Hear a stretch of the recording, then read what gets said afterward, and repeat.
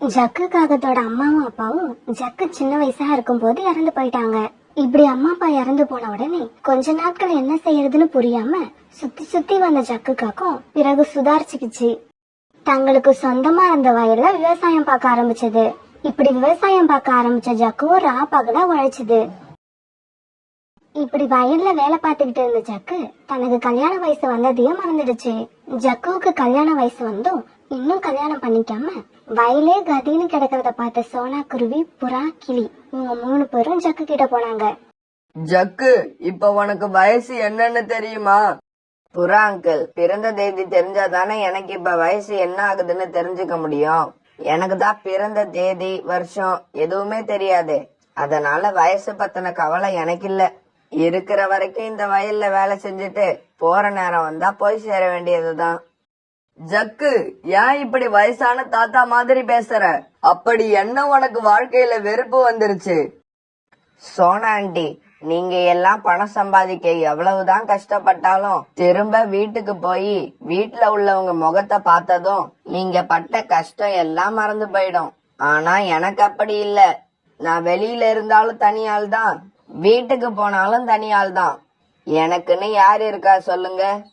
Jug, இப்ப நாங்க 3 பேரும் உன்கிட்ட வந்தது உனக்குன்னு ஒரு சொந்தத்தை உண்டாக்கதான். ஆமா ஜக்கு, நாங்க 3 பேரும் உனக்கு ஒரு பொண்ணு பாத்துருக்கோம். என்னது, எனக்கு கல்யாணமா? உண்மையாதான் சொல்றீங்களா? ஆமா ஜக்கு, சீக்கிரம் எங்க கூட கிளம்பி வா. பொண்ணு வீட்டுக்காரங்க கிட்ட இன்னைக்கு மாப்பிள்ளைய அழைச்சுக்கிட்டு வரதா சொல்லியிருக்கோம். இப்படி சொன்ன சோனா குருவி, புறா, கிளி இவங்க 3 பேரும் ஜக்குவை அழைச்சுக்கிட்டு பொண்ணு வீட்டை நோக்கி பறந்து போனாங்க. தனக்கு கல்யாணம் ஆக போகுதுங்கிற சந்தோஷத்துல ஜக்குக்காகவும் ரொம்ப வேகமா பறந்து வர, மைனாக்காகவும் வயல்ல வேலை பாக்குற ஜக்குவை கல்யாணம் பண்ணிக்க இஷ்டம் இல்லைன்னு தன்னோட அம்மா கிட்ட சொல்லிடுச்சு. அம்மா, எனக்கு இந்த கல்யாணமே வேண்டாம். அதுவும் வயல்ல வேலை பாக்குற ஜக்கு வேண்டவே வேண்டாம். மைனா, என்னடி திடீர்னு இப்படி சொல்ற? மாப்பிள்ளை வீட்டுக்காரங்க வேற இந்நேரம் உன்னை பார்க்க வந்துகிட்டு இருப்பாங்க. ஏமா, உங்ககிட்ட நான் ஆரம்பத்திலேயே கல்யாணம் வேண்டான்னு தானே சொல்லிட்டு இருக்கேன். இப்ப என்ன புதுசாவா சொல்றேன்? எனக்கு என்னடி தெரியும்? நீ ஆரம்பத்துல சொன்னதெல்லாம் வெட்கப்பட்டுக்கிட்டு சொல்றேன்னு நினைச்சேன். இப்பதாண்டி எனக்கு நீ உண்மையிலே சொல்றேன்னு தெரியுது. ஆமா, இந்த பையனுக்கு என்னடி குறைச்ச? எதனால வேண்டாங்கிற? அம்மா, என்னால இந்த கிராமத்துல வாழ முடியாது. நான் நகரத்துல போய் வாழ ஆசைப்படுறேன். ஐடி கம்பெனில வேலை பாக்குறவன கல்யாணம் பண்ணனாதான் என்னோட ஆசை நிறைவேறும். மைனா, நான் சொல்றதை கேளுடி.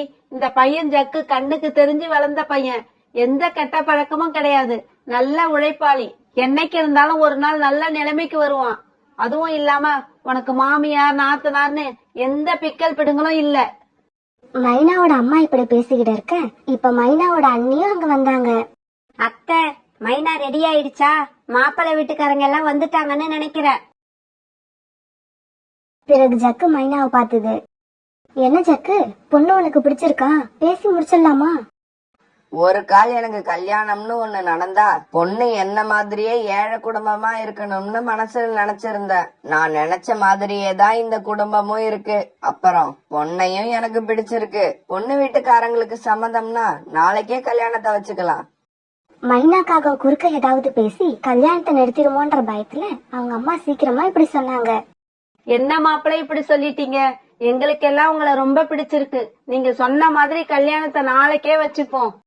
பொண்ணோட அம்மா இப்படி சொன்னதை கேட்டு சந்தோஷப்பட்ட சோனா குருவி, புறா, கிளி இவங்க எல்லாரும் ஜக்கும் அழைச்சுக்கிட்டு பறந்து போனாங்க. அம்மா, யாரை கேட்டு கல்யாணத்துக்கு சம்மதம் சொன்னீங்க? எனக்கு இந்த கல்யாணமே வேண்டாம். வயல்ல வேலை பாக்குற இந்த மாப்பிள்ளைய நான் கல்யாணம் பண்ணிக்கவே மாட்டேன். பிறகு மைனாவோட அம்மாவும் அவங்க அண்ணியும் மைனாவை எப்படி எப்படியோ சமாதானப்படுத்தி கல்யாணத்துக்கு சம்மதிக்க வச்சாங்க. பிறகு மறுநாளே ஜக்குவுக்கும் மைனாக்கும் கல்யாணம் நல்லபடியா நடந்து முடிஞ்சது. பிறகு ஜக்குக்காகவும் தான் மனைவி மைனாவை அழைச்சுக்கிட்டு தன்னோட வீட்டுக்கு வந்தது. இப்படி தனக்கு இஷ்டம் இல்லாத கல்யாணத்தை பண்ணிக்கிட்டு ஜக்குவோட வீட்டுக்கு வந்த மைனாக்காகத்துக்கு அந்த வீட்டை பார்க்கவே பிடிக்கல. ஏன்னா அந்த வீட்டுல எங்க பார்த்தாலும் விவசாயத்துக்கு பயன்படுற பொருட்களாவே இருந்தது. ஜக்கு, என்ன இது? இத பார்க்க எனக்கு வீட்டுல இருக்கிற மாதிரியே தெரியல. ஏதோ வயல்ல இருக்கிற மாதிரி இருக்கு. மைனா, இந்த பொருட்கள் எல்லாம் இல்லன்னா இந்த உலகத்துல யாருக்குமே உணவு கிடைக்காது. ஆனா ஜக்கு சொன்னதை காதுலயே வாங்கிக்காத மைனாக்காக்கும் அந்த வீட்டை விட்டு எப்படி போறதுன்னு யோசிச்சுக்கிட்டு இருந்தது. நாமளா இந்த வீட்டை விட்டு அம்மா வீட்டுக்கு போனா அம்மா அண்ணி எல்லாரும் திட்டுவாங்க. அதனால நம்ம ஜக்குக்கு தொல்லை கொடுக்க ஆரம்பிக்கணும். நாம கொடுக்கற தொல்லையில ஜக்குவே நீ எனக்கு வேண்டாம்னு சொல்லி வீட்டை விட்டு நம்மள விரட்டணும். இல்ல ஜக்கு இந்த வீட்டை விட்டு ஓடணும். அப்பதான் நம்ம பழையபடி அம்மா வீட்டுக்கு போய் எனக்கு பிடிச்ச மாதிரி வாழ்க்கையை அமைச்சிக்க முடியும். மைனா, நம்ம வீட்டுக்கு நீ வந்த முதல் நாள் இது. நீ இன்னைக்கு என்ன சாப்பிட ஆசைப்படுறியோ சொல்லு, நான் உனக்காக அதை கொண்டு வரேன். ஜக்கு, எனக்கு நல்ல காஸ்ட்லியான மில்க் ஸ்வீட் தான் ரொம்ப பிடிக்கும். உங்களால அப்படிப்பட்ட ஸ்வீட்டை வாங்கிட்டு வர முடியுமா? மைனா, இப்ப வீட்ல அந்த மாதிரி ஸ்வீட் எதுவும் இல்ல. இன்னைக்கு ஏதாவது தானியங்களையோ பழங்களையோ சாப்பிடு. நாளைக்கு உனக்கு கண்டிப்பா பிடிச்ச ஸ்வீட் வாங்கிட்டு வரேன். என்னமோ நான் உங்க வீட்டுக்கு வந்த முதல் நாள் அது இது அப்படி இப்படின்னு சொல்லி பிடிச்சதை கேளு கண்டிப்பா தருவேன்னு சொன்னீங்க. இப்ப என்னடானா இருக்கிறத சாப்பிடு, இந்த ஸ்வீட்டை இன்னொரு நாள் சாப்பிடலாம்னு சொல்றீங்க. வாங்கி கொடுக்க வழி இல்லாத நீங்க எல்லாம் எதுக்காக என்ன வேணும்னு கேக்குறீங்க? மைனாக்காக இப்படி கேட்டதும் ஜக்குவுக்கு என்னவோ போல ஆயிடுச்சு. மைனா, நீ இன்னைக்கு ஸ்வீட் தான் சாப்பிடுவன்னா நான் அதை எப்படியாவது உனக்கு வாங்கிட்டு வரேன். ஜக்கு கையில அப்ப கொஞ்சம் கூட பணம் இல்ல. அதனால வயல்ல விதை போட வச்சிருந்த நெல் எடுத்துக்கிட்டு மார்க்கெட்டுக்கு போச்சு. இப்படி போன ஜக்கு அந்த நெல்லை வித்துட்டு அதுல வந்த பணத்துல ஸ்வீட் வாங்குச்சு. கடைக்காரண்டி, உங்ககிட்ட இருக்கிற விலை அதிகமா நல்ல மில்க் ஸ்வீட்டா 1 கிலோ கொடுங்க. இப்படி விலை அதிகமா உள்ள நல்ல ஸ்வீட்டை வாங்கின ஜக்குக்காகவும் பிறகு தன்னோட வீட்டுக்கு போச்சு. இந்தா மைனா, நீ கேட்ட மாதிரியே உனக்கு பிடிச்ச ஸ்வீட்டை வாங்கிட்டு வந்துட்டேன். நீ எவ்வளவு சாப்பிடணும்னு நினைக்கிறியோ அவ்வளவு சாப்பிடு. ஜக்கு, உங்ககிட்ட சொன்னப்ப எனக்கு என்னவோ ஸ்வீட் சாப்பிடணும் போல இருந்தது. ஆனா இப்ப இல்ல. அதனால இதை எடுத்துக்கொண்டு போய் ஒரு ஓரமா வைங்க. எப்பவாவது சாப்பிடணும் போல தோணுச்சுன்னா சாப்பிடுறேன். இப்படி சொன்ன மைனா பிறகு கூட்டுல படுத்து தூங்க ஆரம்பிச்சது. நாம தொடர்ந்து ஜக்குவுக்கு இப்படியே தொல்லை கொடுத்துக்கிட்டு இருந்தா ஜக்கு என்னைக்காவது ஒரு நாள் கண்டிப்பா நம்மளை வீட்டை விட்டு வெளியே அனுப்பிடும். மைனாக்காக இப்படி நினைக்க, ஆனா பாவம் ஜக்குவோட மனசு ரொம்ப கஷ்டப்பட்டது. வந்த முதல் நாளே நம்மளால மனைவிய சந்தோஷமா வச்சுக்க முடியலன்னு நினைச்சு ரொம்பவும் வருத்தப்பட்டது. இப்படியே சில நாட்கள் நகர்ந்துச்சு. ஒரு நாள் சாயங்காலம் வயல் வேலையெல்லாம் முடிச்சிட்டு ஜக்கு தன்னோட வீட்டுக்கு திரும்பி வந்துச்சு. அப்ப ஏற்கனவே பிளான் பண்ணி வச்சிருந்த மாதிரி மைனாக்காகவும் தன்னோட நாடகத்தை ஆரம்பிச்சது. வீட்டுக்குள்ள வந்த ஜக்குக்காகவும் தான் மனைவி கண்ல இருந்து கண்ணீர் வரதை பார்த்துட்டு அதிர்ச்சி ஆயிடுச்சு. மைனா, என்ன ஆச்சு? ஏன் அழுதுகிட்டு இருக்க? யார் உன்னை என்ன சொன்னா? அது ஒண்ணும் இல்லைங்க. இன்னைக்கு என்ன பாக்கறதுக்கு என்னோட ஃப்ரெண்ட்ஸ் எல்லாம் வந்திருந்தாங்க. கல்யாணத்துக்கு முன்னாடி நான் உங்க கிட்ட எல்லாம் என்ன சொல்லி இருந்தேன்னா, என்னோட ஜக்கு பெரிய பணக்காரரு, எங்களுக்கு கல்யாணம் ஆன ஒரே மாசத்துல எனக்கு செயின் எடுத்து போறதா சொல்லி இருக்காரு அப்படின்னு ஏதோ பெருமைக்கு பேசிட்டேன். இன்னைக்கு என்ன பார்க்க வந்த ஃப்ரெண்ட்ஸ் எல்லாம் கல்யாணம் ஆகி 3 மாசம் ஆயிடுச்சு, இன்னும் உனக்கு ஒரு மூக்குத்தி கூட வாங்கி போடலன்னு ரொம்ப கேவலமா பேசிட்டாங்க. அதை என்னால தாங்க முடியல.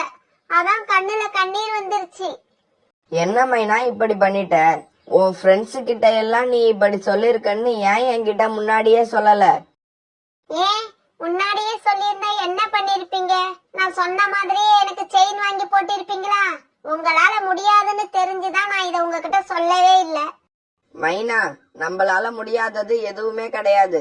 மனசு வச்சோம்னா எதையும் சாதிக்கலாம். எங்க மனசு வச்சு பாருங்க பாப்போம்.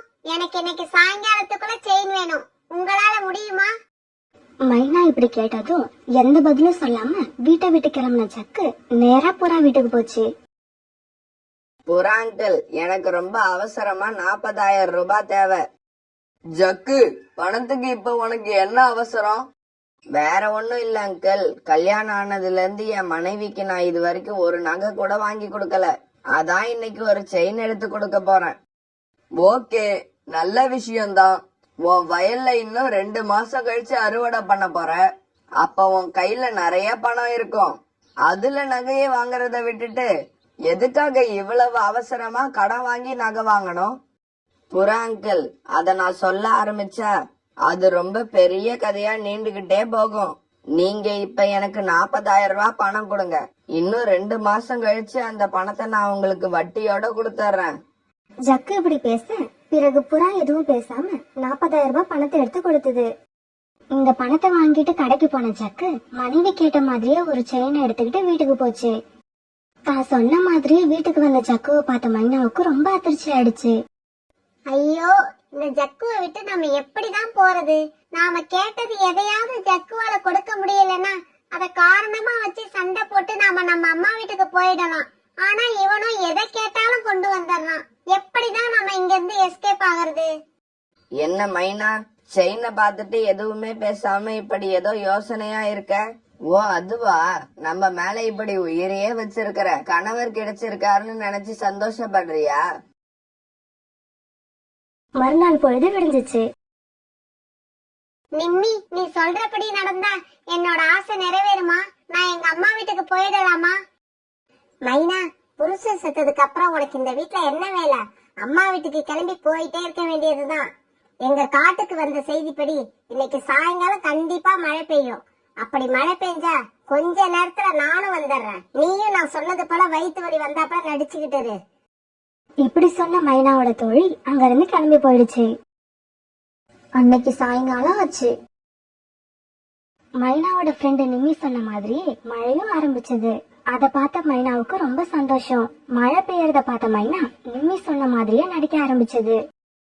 என்னங்க என்னங்க, எனக்கு ரொம்ப வயிற்று வலிக்குது. என்னால தாங்க முடியல. சீக்கிரம் ஏதாவது செய்யுங்க.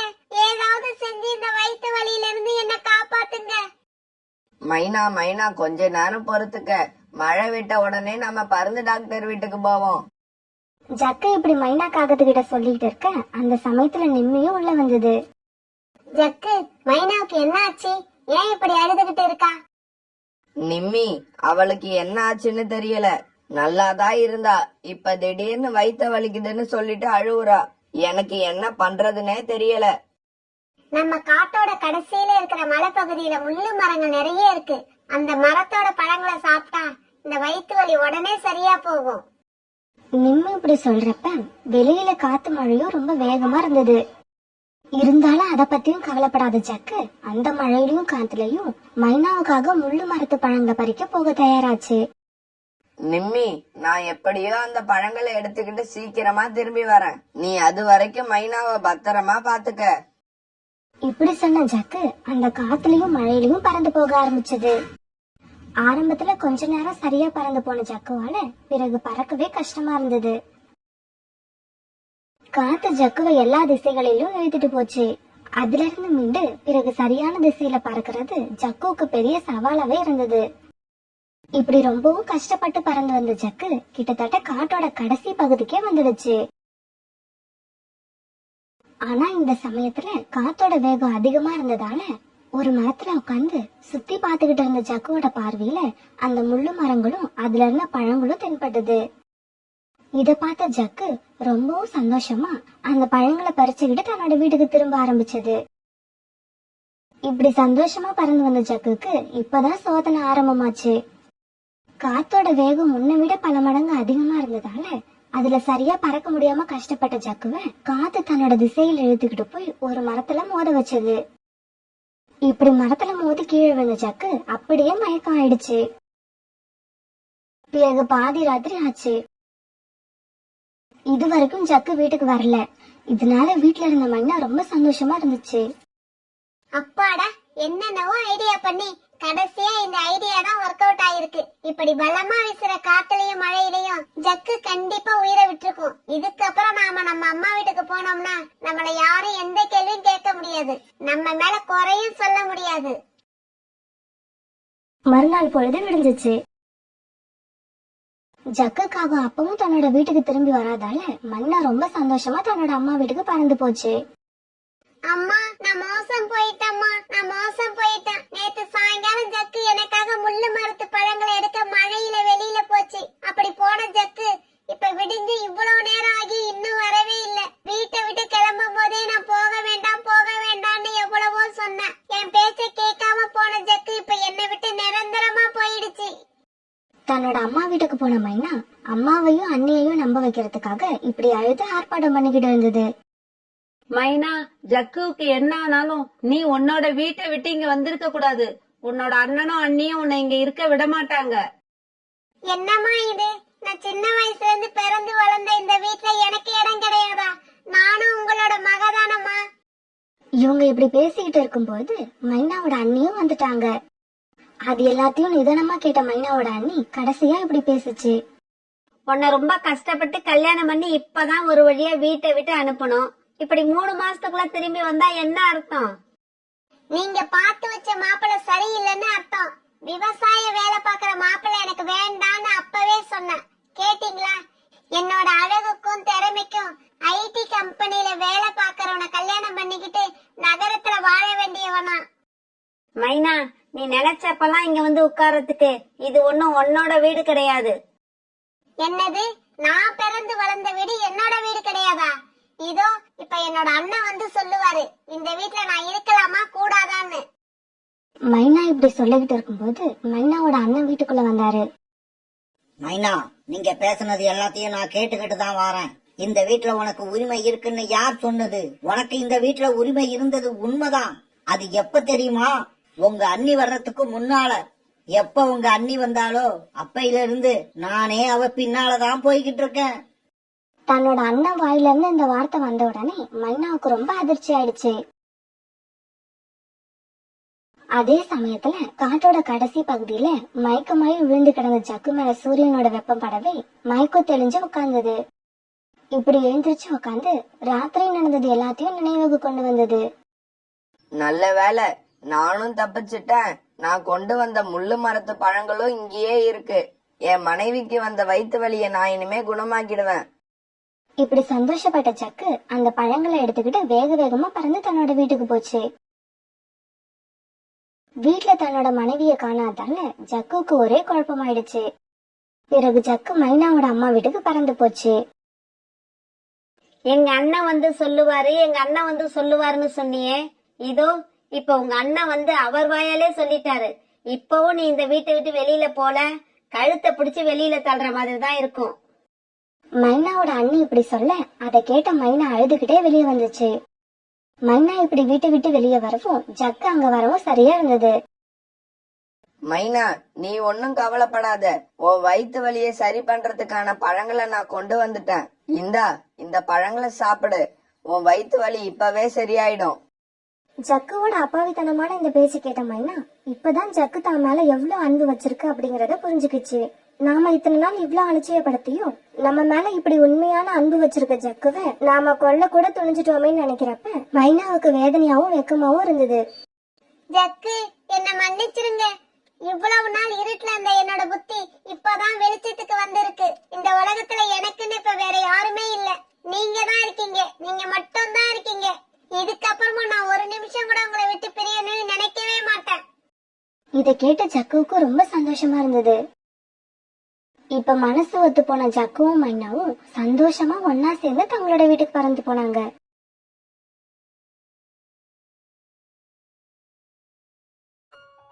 தூக்கத்துல இருந்த காலவும் கோரியும் சூரிய ஒளி அவங்க மேல பட்டதால வேக வேகமா எழுந்திருச்சாங்க. கோரி, இருந்தாலும் இன்னைக்கு நம்ம கொஞ்சம் அதிகமா தூங்கிட்டோம் இல்ல? காலுஜி, அது இருக்கட்டும். எனக்கு என்னமோ இன்னைக்கு காலையில எழுந்த உடனே ரொம்ப பசிக்குது. அதுவும் இல்லாம எனக்கு இப்ப ஆப்பிள் சாப்பிடணும் போல இருக்கு. இது என்ன பெரிய விஷயமா? ஏற்கனவே காஞ்சி போய் இருந்த ஆப்பிள் மரத்துலதான் இப்ப நிறைய பழங்கள் இருக்க. இப்பவே கிளம்பு, போய் சாப்பிடுவோம். இப்படி பேசிக்கிட்ட காலுக்காகவும் கோரிக்காகவும் ஆப்பிள் மரத்தை நோக்கி பறந்து போனாங்க. இப்படி போன இவங்க ஆப்பிள் மரத்துல உட்கார்ந்து ஆளுக்கு ஒரு ஆப்பிள சாப்பிட ஆரம்பிச்ச உடனே தூக்கத்துல இருந்த ஆப்பிள் மரம் கண் விழிச்சு பார்த்தது. காலுவையும் கோரியையும் பார்த்ததுக்கு ரொம்ப கோபம் வந்தது. காலு, கோரி, உங்க 2 பேருக்கும் எவ்வளவு துணிச்சல்! என்ன ஒரு வார்த்தை கூட கேட்காம எப்படி என்னோட ஆப்பிள்களை பறிச்சீங்க? அதுவும் நான் தூக்கத்துல இருக்கிறப்ப. உங்களால என் தூக்கம் இப்ப கெட்டு போச்சு. என் தூக்கத்தை கெடுத்தது எவ்வளவு பெரிய தப்புன்னு இப்ப நான் உங்களுக்கு புரிய வைக்கிறேன். இப்படி சொன்ன மரம் தன்னோட கிளைகளை வேகமா இப்படியும் அப்படியும் ஆட்ட காலுவும் கோரியும் பரிதாபமா கீழே விழுந்தாங்க. ஐயோ காலுஜி, என்னால எழுந்து நிக்க முடியுமான்னே சந்தேகமா இருக்கு. என்னோட இடுப்பு எலும்பு உடைஞ்ச மாதிரி ஒரு சத்தம் வேற கேட்டுச்சு. நான் மட்டும் என்ன நல்லாவா இருக்கேன்? என் தலையில அடிபட்டு ரத்தம் வருது. சத்தம் போடாம 2 பேரும் இடத்த காலி பண்ணுங்க. என் தூக்கத்தை கெடுத்தா என்ன நடக்கும்னு இப்ப தெரிஞ்சிருக்கும்னு நினைக்கிறேன். இனிமே இந்த மரத்து பக்கம் எப்பவும் வந்துடாதீங்க. மரம் இப்படி சொன்ன உடனே பறந்து போன காலுகோரியோட நிலைமைய பார்த்துட்டு சோனா குருவியும் புறாவும் இவங்கள வழியில நிறுத்தினாங்க. காலேஜி காலேஜி என்ன பார்த்து இறக்குங்க, இன்னொரு தடவை நான் கீழே விழுந்தேன் அவ்வளவுதான். கோரி அக்கா, என்னாச்சு உங்களுக்கு? உங்க இடுப்புக்கு என்ன ஆச்சு? அத ஏன் சொன்னா கேக்குற? நம்ம காட்டுல ஆரஞ்சு மரத்துக்கு பக்கத்துல ஒரு ஆப்பிள் மரம் இருக்குல்ல, ரொம்ப பசியா இருந்ததால நானும் காலேஜியும் ஆப்பிள் சாப்பிட்டு வரலான்னு அந்த மரத்துக்கு போனோம். ஆளுக்கு ஒரு ஆப்பிள தான் கடிச்சிருப்போம். அந்த மரத்துக்கு என்ன ஆச்சுன்னே தெரியல. வெறி பிடிச்ச மாதிரி அந்த மரம் அப்படி ஒரு ஆட்டம் ஆடி எங்க 2 பேரையும் கீழே தள்ளிடுச்சு. கீழே விழுந்ததுல எனக்கு என்னமோ இடுப்பு எலும்பு முறிஞ்ச மாதிரி இருக்கு. காலேஜுக்கு தலையில அடிபட்டுடுச்சு. கோரி அக்கா, நீங்க என்ன சொல்றீங்க? அந்த ஆப்பிள் மரம் இது வரைக்கும் அந்த மாதிரி செஞ்சதே இல்லையே. நீங்க அந்த மரத்துக்கு கோபம் வர மாதிரி ஏதாவது பேசுனீங்களா?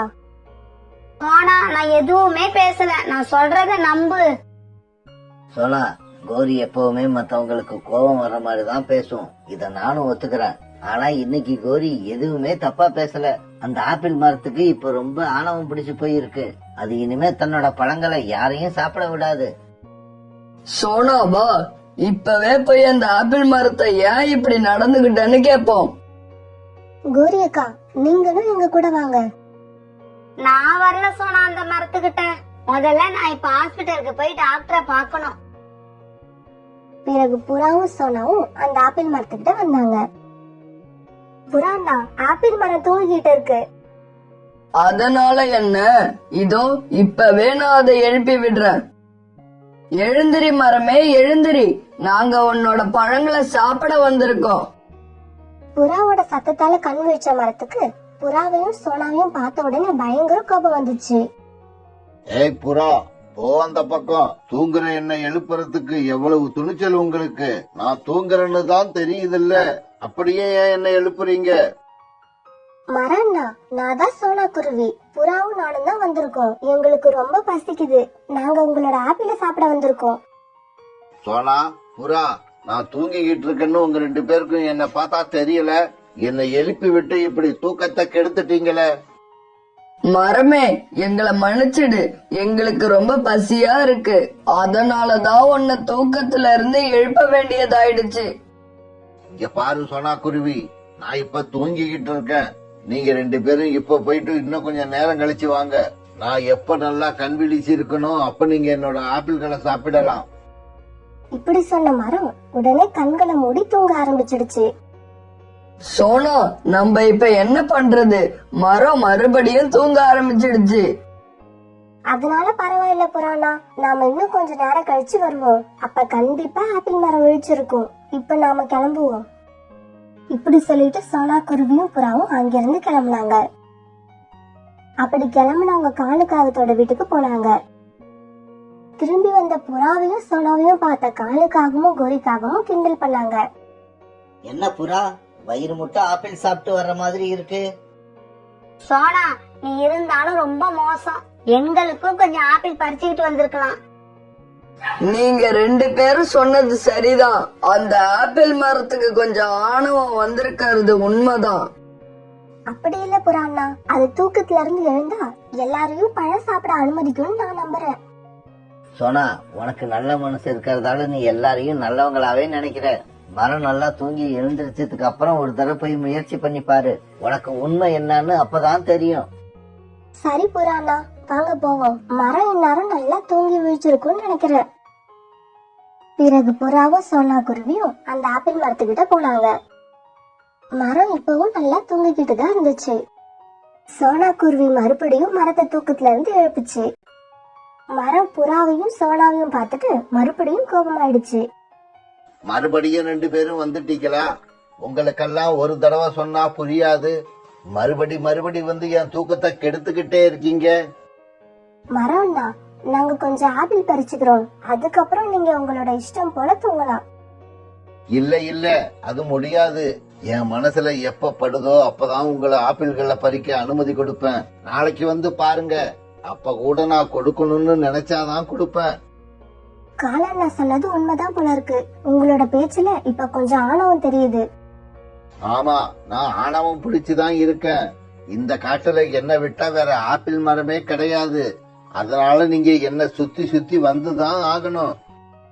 மரம்னா பழசெல்லாம் மறந்துடாதீங்க. ஒரு காலத்துல நீங்க காஞ்சு போய் இருந்தப்ப நானும் புறாவும் தான் தண்ணி ஊத்தி உங்களுக்கு உயிர் உண்டாக்கணும். நீங்க 2 பேரும் எனக்கு உதவி பண்ணிருக்கலாம். அதுக்காக காலம் பூரா உங்களுக்கு நான் அடிமையா இருக்கணும்னு அவசியம் இல்ல. மரம்னா நீங்க எனக்கு அடிமையாலாம் இருக்க வேண்டாம். எங்களை இப்ப ஆப்பிள் சாப்பிட அனுமதிச்சா போதும். நீங்க எனக்கு உதவி செஞ்சதுக்கு பதிலா உங்களுக்கு எவ்வளவோ ஆப்பிள்களை இதுவரைக்கும் நான் கொடுத்திருக்கேன். இதுக்கப்புறம் நான் எதுவுமே உங்களுக்கு தர மாட்டேன். என்னோட நிழல்ல கூட நீங்க 2 பேரும் நிக்க கூடாது. போங்க இங்க இருந்து. மரம்னா உங்களுக்கு இருந்த நோயை சரி பண்ண பக்கத்து காட்டுக்கு போய் நாங்க மருந்து கொண்டு வந்தது எல்லாம் இவ்வளவு சீக்கிரமா மறப்பீங்கன்னு நான் நினைக்கவே இல்லை. சோனா, பழைய வாழ்க்கையை எல்லாம் இப்ப இந்த மரம் சுத்தமா மறந்து போயிடுச்சு. இனி இந்த மரத்துக்கிட்ட நம்ம என்ன பேசினாலும் அது வேஸ்ட் தான். வா கிளம்புவோம் இங்க இருந்து. நீ இப்பவாவது இந்த மரத்தை பத்தி தெரிஞ்சுக்கிட்டு இருப்பன்னு நினைக்கிறேன். இனி எப்பவும் இந்த மரத்து பக்கம் வரவே கூடாது. நானும் அதையே தான் சொல்றேன். இனிமே இந்த பக்கம் வரவே வராதீங்க. எனக்கு யாருடைய உதவியும் தேவையில்லை. மரம் இப்படி சொன்ன உடனே புறாவும் சோனாவும் அங்க இருந்து பறந்து போனாங்க. அந்த ஆப்பிள் மரமும் மறுபடியும் நிம்மதியா தூங்க ஆரம்பிச்சது. ஆப்பிள் மரம் இப்படி ஆணவமா பேசுற விஷயம் கொஞ்சம் கொஞ்சமா காட்டுல உள்ள எல்லா பறவைகளுக்கும் தெரிய ஆரம்பிச்சது. ஆப்பிள் சாப்பிட வர பறவைங்க கிட்ட அந்த மரம் தொடர்ந்து இப்படி நடந்துகிட்டதால எல்லா பறவைங்களும் அந்த மரத்து மேல ரொம்ப வெறுப்பா இருந்தாங்க. காலு, நான் ஒரு நாள் பசியா இருந்தப்ப ஆப்பிள் சாப்பிடலான்னு அந்த ஆப்பிள் மரத்துக்கிட்ட போனேன். ஆனா அது என்ன சாப்பிட விடவே இல்ல. கிளி, இப்ப அந்த மரம் முன்ன மாதிரி இல்ல. கிளைகள் எல்லாம் காஞ்சி இறந்து போக போன அந்த மரத்துக்கு சோனா குருவியும் புறாவும் தான் போய் உயிர் கொடுத்தாங்க. அந்த மரம் இப்ப அவங்களையே மதிக்கிறது இல்ல. ரொம்ப கேவலமா பேசி அவங்களையே அந்த பழங்களை சாப்பிட அனுமதிக்கல. எனக்கு வர கோவத்துக்கு கோடாரியை எடுத்துக்கிட்டு போய் அந்த மரத்தை வெட்டி போடணும் போல இருக்கு. கிளி, நீ சொல்றது ரொம்ப சரி. யாருக்குமே பயன்படாம இருக்கிற அந்த ஆணவம் பிடிச்ச மரத்தை வெட்டி போடுறதுதான் சரி. காட்டுல உள்ள மத்த பறவைங்க கிட்டயும் நான் போய் சொல்றேன். எல்லாருமா சேர்ந்து அந்த ஆப்பிள் மரத்தை வெட்டி போட்டுருவோம். நீ போய் அதுக்கான ஏற்பாட்டை செய்யு. நானும் எங்க கோடாரி எங்க இருக்குன்னு தேடி பாக்குறேன். இப்ப கிளி மத்த பறவைங்களை பார்க்க பறந்து போச்சு. காலுக்காகவும் கோரிக்காகவும் புறாவோட கூட்ட நோக்கி பறந்து போனாங்க. இப்படி போன காலுக்காகவும் கோரிக்காகவும் மரத்தை வெட்ட போற விஷயத்த புறா கிட்ட சொன்னாங்க. இதை கேட்ட புறா ரொம்பவும் சந்தோஷமாச்சு. அதுதான் சரி. இப்படிப்பட்ட ஆணவம் பிடிச்ச மரத்தை உயிரோடு விட்டு வைக்கவே கூடாது. சரி வா, நாம போய் சோனா குருவிய பாப்போம். நம்மளோட இந்த முடிவை கேட்டா சோனா குருவி ரொம்ப சந்தோஷப்படும். இப்படி கிளம்புன எல்லாரும் சோனா குருவிய பார்க்க போனாங்க. சோனா வீட்டுக்கு போன 3 பேரும் வந்த விஷயத்த சோனா கிட்ட சொன்னாங்க. சோனா, ஆப்பிள் மரத்துக்கு நாம கொடுக்க போற தண்டனை சரிதானே? புறாண்ணா, தண்டனை சரியா இல்லையாங்கிறதுலாம் எனக்கு தெரியாது. எனக்கு தெரிஞ்சதெல்லாம் தப்பு செஞ்சவங்களுக்கு தண்டனை கண்டிப்பா கிடைக்கும். அந்த வேலையை கடவுள் பார்த்துப்பாரு. அதனால இதுல நாம தண்டனை கொடுக்க தேவையே இல்லை. சோனா, கடவுள் எப்ப தண்டனை கொடுப்பாருன்னு யாருக்கு தெரியும்? அது வரைக்கும் எங்களால பொறுத்துக்கிட்டு இருக்க முடியாது. நம்மள அவமானப்படுத்தின அந்த மரத்துக்கு நாம தண்டனை கொடுக்கறது தான் சரி. கோரி அக்கா, நமக்கு ஒருத்தர் கெடுதல் செய்யறாருன்னு வச்சுப்போம். அதனால பாதிக்கப்பட்ட நாம அவருக்கு பதிலுக்கு கெடுதல் பண்ணணும். நமக்கும் அவங்களுக்கும் என்னதான் வித்தியாசம்? அதனால தண்டனை கொடுக்கற பொறுப்பை கடவுள் கிட்ட விட்டுட்டு நாம நம்ம வேலைய பாக்குறதுதான் எனக்கு சரின்னு தோணுது. சோனா, நீ வேணும்னா தண்டனை கொடுக்கற பொறுப்பை கடவுள் கிட்ட கொடுத்துட்டே இரு. எங்களால அப்படி இருக்க முடியாது. காலு, கோரி, வாங்க நம்ம கிளம்புவோம். புறா அண்ணா, ஒரு நிமிஷம் என் பேச்சை கேளுங்க. நீங்க அந்த மரத்துக்கு எந்த தண்டனையும் கொடுக்க நினைக்காதீங்க. சரியான நேரத்துல தேவையான தண்டனையை கடவுள் கண்டிப்பா கொடுப்பாரு. ஆனா சோனா குருவி சொன்னதை காதுல வாங்கிக்காம 3 பேரும் பறந்து போனாங்க. இப்படி பறந்து போன இவங்க மத்த பறவைங்களை போய் சந்திச்சாங்க. காலு, இங்க உள்ள எல்லாருமே அந்த மரத்தை வெட்ட சம்மதிச்சுட்டாங்க. அப்படின்னா நாளைக்கு காலையில எல்லாரும் கோடாரி எடுத்துக்கிட்டு அந்த ஆப்பிள் மரத்துக்கிட்ட வந்துடுங்க. கோரி இப்படி சொல்ல எல்லா பறவைங்களும் அங்க இருந்து கலைஞ்சு போனாங்க.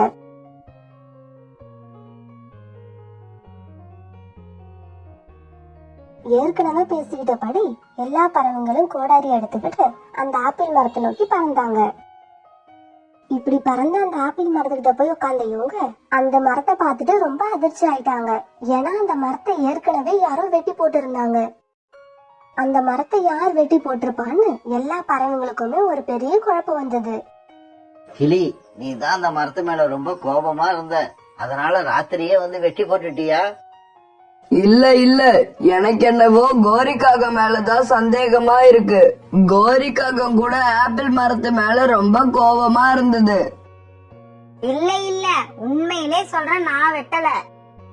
நான் கூட இந்த மரத்தை வெட்டவே இல்ல. இத யாரு வெட்டினாங்கன்னே எனக்கு தெரியல. இப்படி யாருமே வெட்டலன்னு சொன்னா இந்த மரத்தை யாருதான் வெட்டிருப்பா? எல்லாரும் கொஞ்சம் அமைதியா இருங்க. உண்மையை கண்டுபிடிக்க என்கிட்ட ஒரு வழி இருக்கு. காலேஜி, உண்மையை தெரிஞ்சுக்க என்ன வழி? சீக்கிரம் சொல்லுங்க. எனக்கு இந்த மரத்தை யாரு வெட்டனான்னு தெரிஞ்சுக்க ரொம்ப ஆர்வமா இருக்கு. எல்லாரும் வாங்க, பக்கத்துல இருக்கிற ஆரஞ்சு மரத்துக்கிட்ட போய் கேட்போம். ராத்திரி நடந்தது எல்லாம் அதுக்கு கண்டிப்பா தெரிஞ்சிருக்கும். ராத்திரி நடந்தது எல்லாத்தையும் பாத்துக்கிட்டு இருந்த ஆரஞ்சு மரமே, இந்த ஆப்பிள் மரத்தை வெட்டி போட்டது யாரு? எங்களுக்கு கொஞ்சம் சொல்ல. ராத்திரி 2 வேடர்கள் இந்த பக்கமா வந்தாங்க. அந்த ஆப்பிள் மரத்துக்கு அடியில இரவு தங்கலான்னு முடிவு பண்ணினவங்க சாப்பிடுறதுக்காக 2 ஆப்பிள பறிச்சாங்க.